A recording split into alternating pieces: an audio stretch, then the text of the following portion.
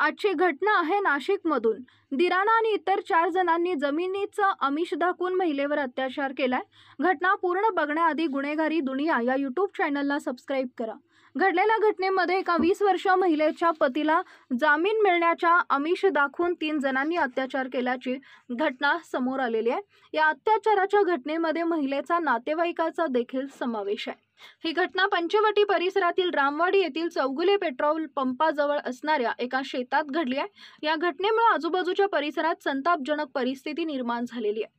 पोलिसांना मिळालेल्या माहितीनुसार एका 20 वर्षीय महिलेने आपल्या पतीला जामीन मिळवण्यासाठी नातेवाईकांची मदत घेतली होती, परंतु या मदतीच्या पश्चात 3 जणांनी तिला आमिष दाखवून अत्याचाराला बळी पाडण्यास भाग पाडलं।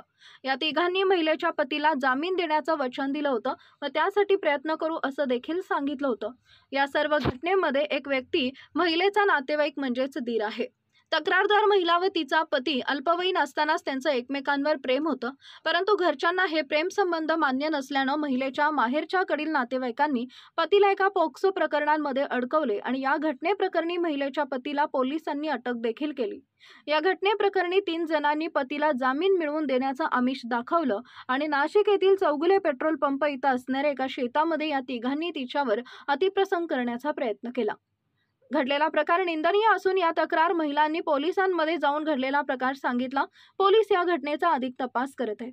या घटनेप्रकरणी अमित विजय दामले व गोपाल राजेंद्र नागोलकर या दोघांना अटक करण्यात आली असून पीडित महिलेच्या दीराचा पोलीस शोध घेत आहेत। या गुन्ह्याचा तपास पंचवटी पोलीस ठाण्याचे वरिष्ठ निरीक्षक मधुकर कड यांच्या मार्गदर्शनाखाली महिला सहाय्यक पोलीस निरीक्षक अश्विनी पाटील करत आहेत।